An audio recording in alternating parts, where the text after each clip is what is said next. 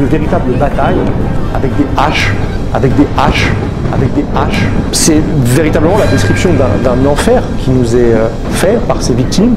L'établissement Riomont, un établissement très violent dans lequel ces enfants étaient amenés à... Amenés à quoi en fait? Amenés à vivre dans un endroit plutôt sympa, à aller à l'école comme tous les copains de notre âge, à participer à des travaux manuels et à jouer comme des dingues en nous jetant des marrons et des pommes de pin dans le petit château fort du village qui nous faisait rêver avec ses tourelles, ses poternes et ses mini-souterrains. Ces enfants étaient amenés à simuler de véritables batailles avec des haches.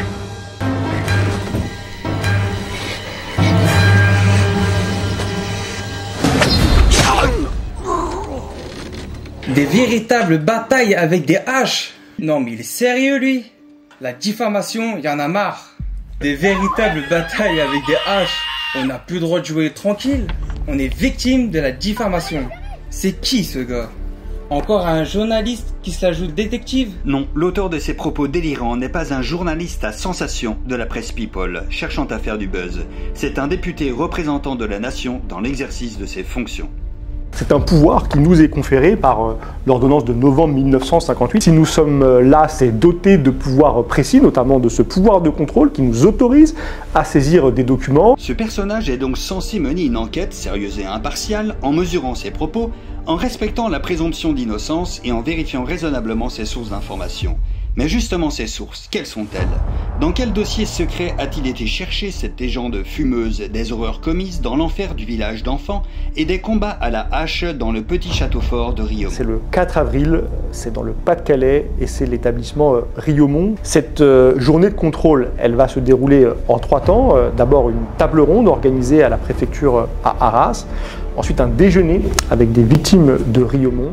Et puis dans l'après-midi, nous allons nous rendre sur place. Ce déjeuner, j'en garde un souvenir très ému, très précis, parce que je suis face à des hommes qui ont vécu des violences que je n'aurais jamais pu imaginer. Et ce sont des hommes qui, enfants, ont été affamés, qui ont été torturés, auxquels ont été infligés des véritables travaux forcés. Wesh, mais sérieux frérot, vous abusez de ouf. Affamé, torturé. Non mais vous la jouez grave. Vous lui avez raconté quoi au daron pendant le déjeuner pour qu'il dise des mythos pareils? Et c'est véritablement la description d'un enfer qui nous est fait par ces victimes.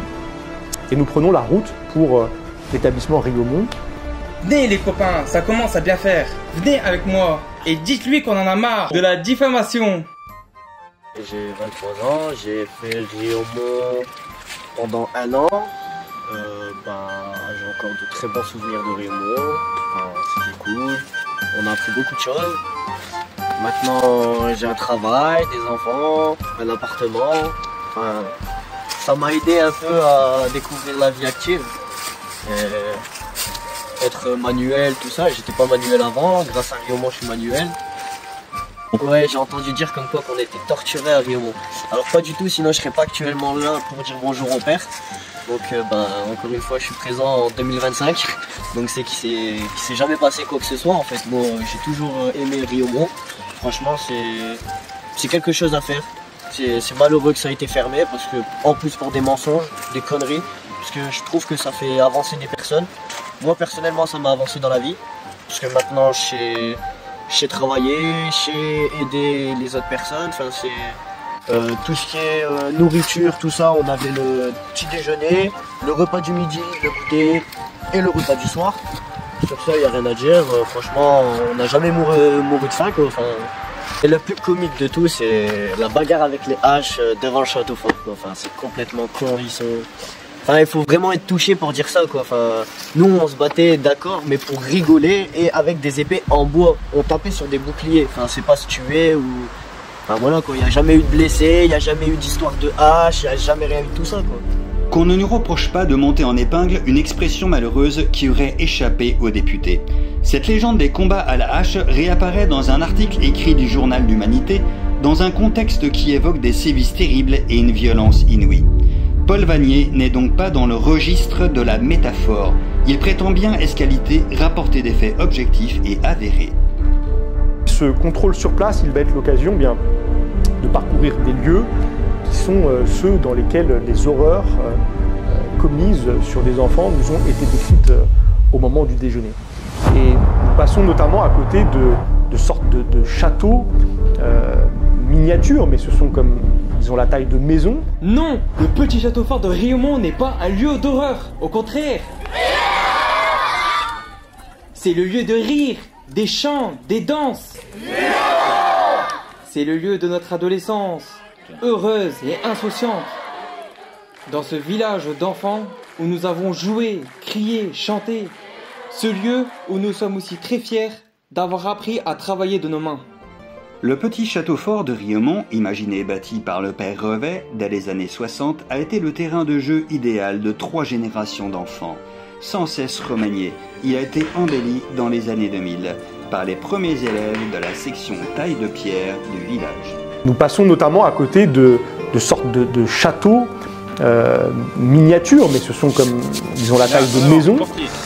Et c'est absolument glaçant que de les découvrir après avoir entendu comment ils ont été construits, c'est-à-dire par la force, en obligeant des enfants, la nuit parfois, en plein hiver, des enfants en short de cuir, à porter des pierres, à traîner des brouettes de ciment pour bâtir ces forteresses. Faire de cette réussite pédagogique, plébiscitée par des milliers d'enfants, un chantier de travaux forcés, relève de la mauvaise plaisanterie.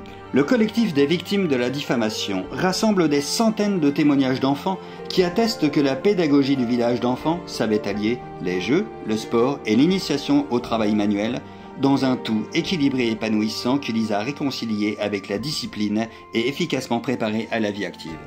Nous voilà devant le château fort où, d'après certains dires de la presse, nous avions été forcés de nous battre et de le construire à coups de fouet apparemment. Je n'étais pas au courant, malheureusement.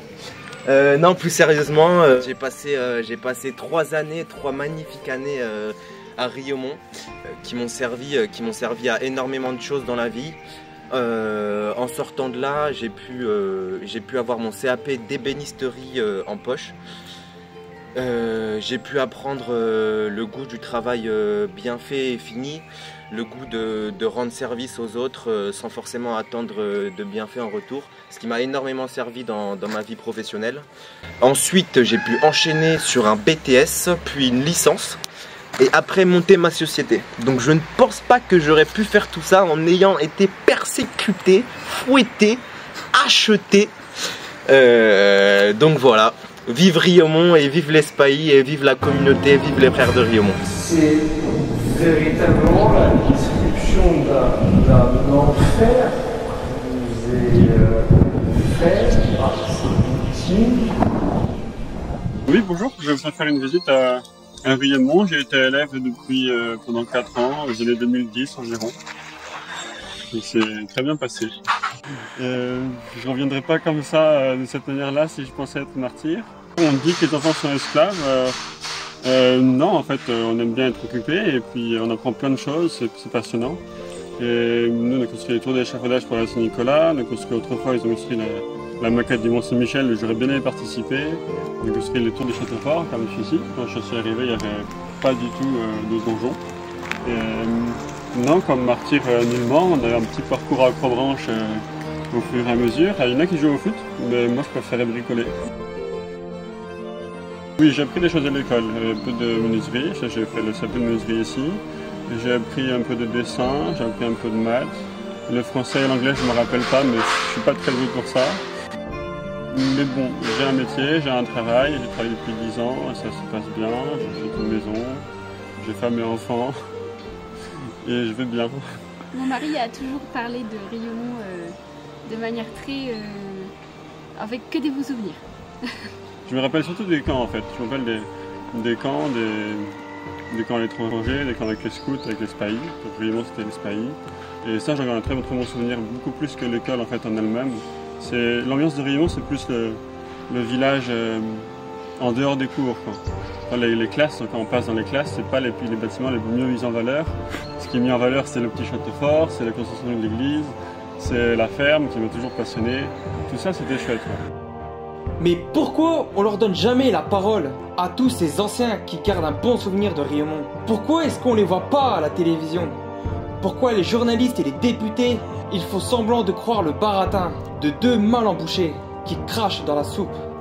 On n'a pas à rougir de Riomont. De l'établissement Riomont, dans le Pas-de-Calais, qui est un enfer, qui est une sorte de bagne dans lequel des générations d'enfants ont été brisés par des prêtres qui les ont fracassés, qui les ont violés, qui les ont affamés et qui les ont projetés dans une culture de la violence en les amenant les uns les autres à simuler des batailles, mais quand je dis les simuler, au fond à se livrer à de véritables batailles rangées jusqu'avec des haches. Avec des haches.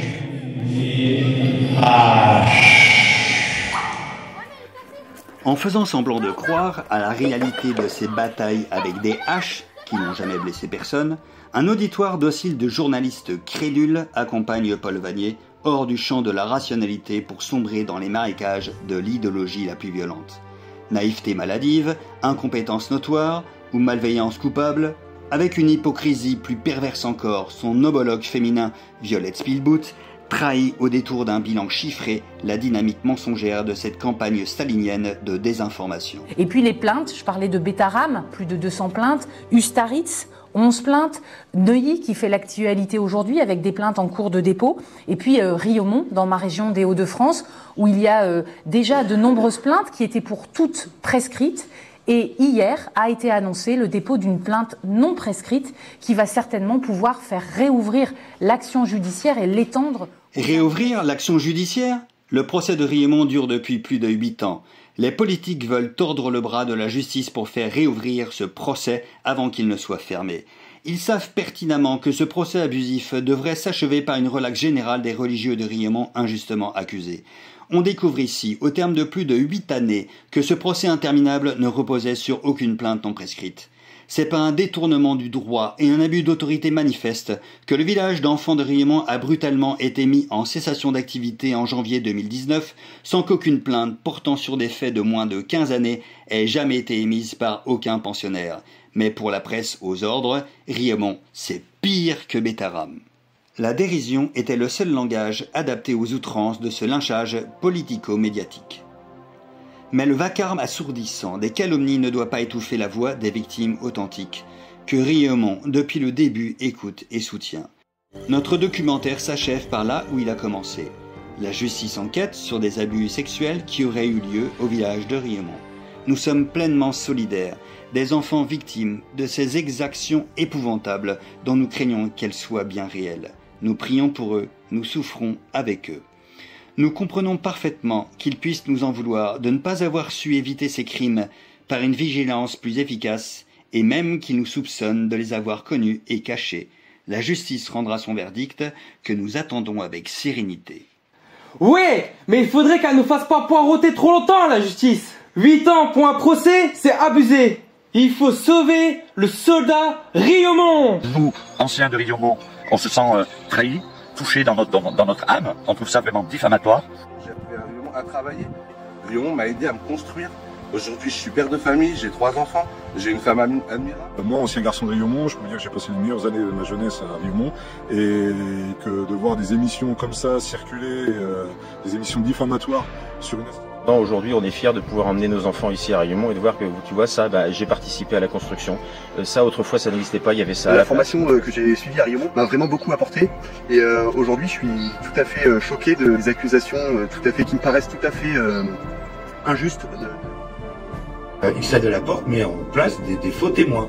Je me sens vraiment victime de ce qui se raconte. Donc, nous avons décidé de créer, nous les anciens, un collectif de soutien à Riomont qui s'appellera le collectif des victimes pour diffamation.